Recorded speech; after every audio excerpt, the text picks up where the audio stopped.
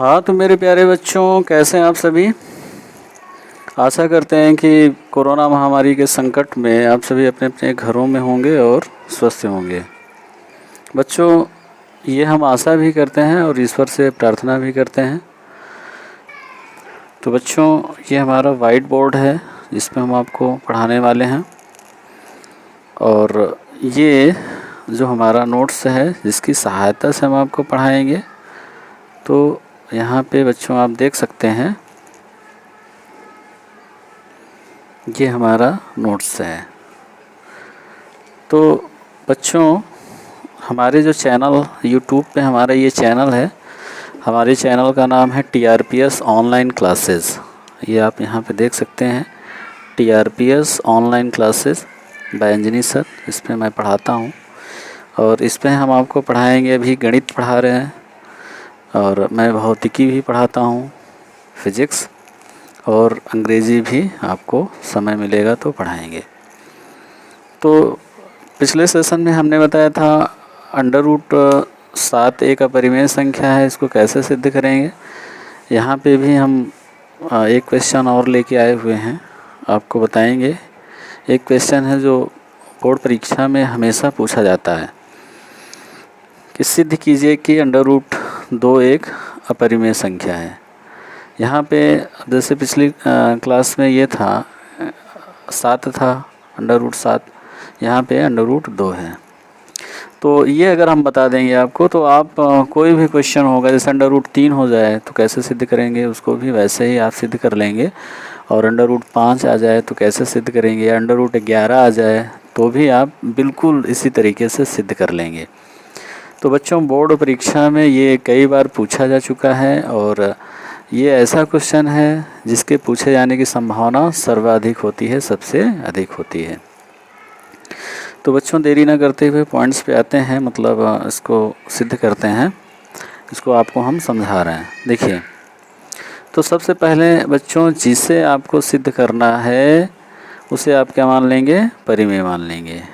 तो हमने मान लिया, हमारा √2 एक परिमेय संख्या है। अब जब ये परिमेय है तो किसी भी परिमेय संख्या को आप P/Q के रूप में लिख सकते हैं। तो यहाँ भी √2 को हम P/Q के रूप में लिख सकेंगे, जहाँ P और Q क्या होने चाहिए, पूर्णांक होने चाहिए। Q जो है 0 के बराबर नहीं होना चाहिए। और एक कंडीशन और फॉलो होनी चाहिए बच्चों, P व Q में जो है एक के अतिरिक्त अन्य कोई भी उभयनिष्ठ गुणनखंड नहीं होना चाहिए। जैसे अगर P को हम ले लें 3 ले लें और Q को अगर हम 5 ले लें, P को अगर हम 3 लें और Q को 5 लें, तो इनके जो उभयनिष्ठ गुणनखंड हैं साथ साथ, मतलब एक के अतिरिक्त अन्य कोई गुणनखंड नहीं होने चाहिए। ये एक के अतिरिक्त अन्य नहीं होने चाहिए। इसको हम ऐसे समझ सकते हैं, जैसे अगर हमारा 15/25 है अगर, तो इसका मतलब क्या हुआ कि 15 को हम लिख सकते हैं 3 × 5 और 25 को हम लिख सकते हैं 5 × 5। तो यहाँ पे दोनों में एक जो संख्या 5 है, पूर्णांक 5 है, ये उभयनिष्ठ है। तो ऐसा नहीं होना चाहिए। तो एक के अतिरिक्त, मतलब एक होना चाहिए, एक के अतिरिक्त अन्य नहीं होना चाहिए। चलें आगे बढ़ते हैं बच्चों। तो इसको अच्छी तरीके से हम आपको समझाने का प्रयास कर रहे हैं ताकि कोई डाउट ना रहे आपके मन में। अब क्या करेंगे बच्चों, यहाँ पे आप देख सकते हैं, यहाँ तिर्यक गुणा करेंगे, तिर्यक गुणा, क्रॉस मल्टीप्लिकेशन।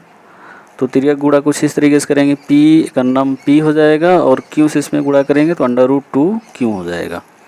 तो ये देखिए, तिर्यक गुणा करने पर हमको क्या मिल जाएगा, P बराबर √2Q। अब क्या करेंगे बच्चों, इस रूट को हटाने के लिए हमें दोनों पक्षों का वर्ग करना पड़ेगा। तो दोनों पक्षों का वर्ग करने पर, तो वर्ग करेंगे तो ये हो जाएगा P² ये रूट हट जाएगा और इसका भी वर्ग हो जाएगा। इसको हम मान लेंगे समीकरण नंबर 1 या समीकरण संख्या 1।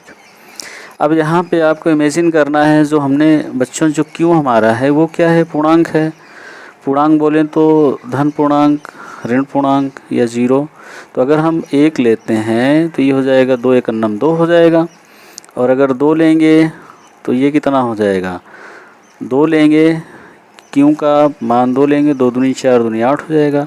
यानी कि 1 लेंगे तो 2 मिलेगा, 2 लेंगे तो 2 दूनी 4 दूनी 8 मिलेगा। इसी तरीके से क्यों का मान 3 लेंगे आप तो 3 3 9 9 दूनी 18 मिलता जाएगा इस तरीके से। तो देखने पे क्या आपको पता चल रहा है कि ये 2 8 18 ये सभी क्या हैं, 2 से विभाज्य हैं। तो इसका मतलब एक वर्ड में अगर हम कहें तो ये 2q² ये क्या है, 2 का मल्टीपल है, इसलिए ये 2 से क्या होगा, विभाज्य होगा। जब 2q² 2 से विभाज्य है तो ये 2q² p² के बराबर है, इसलिए p भी क्या होगा, 2 से विभाज्य होगा। तो बच्चों हमें क्या पता लगा कि p² 2 से विभाज्य है। तो कोई भी जैसे 36 अगर 6 से विभाज्य है तो 36 का वर्गमूल 6 भी क्या होगा, 6 से विभाज्य होगा। यानी कि p² 2 से विभाज्य है तो इसका मतलब ये हुआ कि p भी 2 से क्या होगा, विभाज्य होगा। तो हमें एक बात का पता चला कि p जो है हमारा p जो भिन्न का अंश है, यानी कि जो ऊपर है वो क्या है, 2 से विभाज्य है।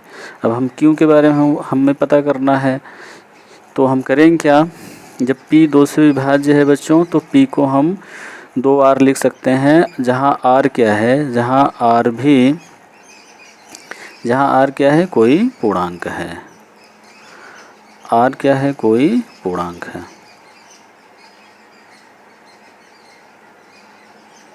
तो अब हम p बराबर 2r लेंगे और इसको समीकरण 1 में रख देंगे। समीकरण 1 में रखेंगे p के स्थान पे आप रखेंगे 2r, तो 2r रखेंगे, 2r का होल स्क्वायर हो जाएगा और तोड़ेंगे तो 4r² मिल जाएगा आपको। यहाँ पे आप देख सकते हैं ये 2r का whole square equal to 2q², और इसको तोड़ेंगे तो ये मिल जाएगा, 2 से ये काटेंगे तो 2r² इज इक्वल टू मिलेगा। अब क्या करेंगे बच्चों, q² बराबर, इसको ऐसे भी लिख सकते हैं 2r² is equal to q² या q² is equal to 2r²। तो फाइनली हमको मिल गया q² बराबर 2r²। अब इसके बारे में हमें समझना है। देखिए इसको हम बोल देंगे समीकरण नंबर 2। तो यहाँ पे आप देखेंगे कि 2r² 2 से डिविजिबल होगा, यानी कि विभाज्य होगा, क्योंकि 2 का मल्टीपल है। तो जब 2r² 2 से विभाज्य है तो इसका मतलब ये इसके बराबर है, तो q² भी 2 से विभाज्य होगा। और फाइनली होगा क्या, q भी 2 से विभाज्य होगा, यानी कि इसका वर्गमूल आप लेंगे तो q आएगा, q भी क्या होगा, 2 से विभाज्य होगा। तो बच्चों यहाँ पे आपने क्या देखा कि p और q दोनों ही आपके 2 से क्या हैं, विभाज्य हैं। आप देख रहे हैं कि p तथा q दोनों 2 से विभाज्य हैं। और हमने क्या बताया था कि p/q क्या होने चाहिए, इनके एक के अतिरिक्त अन्य कोई भी उभयनिष्ठ गुणनखंड नहीं होने चाहिए। तो यहाँ पे एक के अतिरिक्त एक अन्य गुणनखंड भी है 2, जिस कारण से हमारी जो मान्यता थी कि √2 एक परिमेय संख्या है, यह गलत सिद्ध हो रही है। और जब हमारी मान्यता या धारणा गलत हुई तो इसका मतलब क्या हुआ, इसका मतलब ये हुआ कि √2 एक अपरिमेय संख्या है। एग्ज़ाम में, परीक्षा में इसे भी आपको लिखना पड़ेगा। और लास्ट में इति सिद्धम।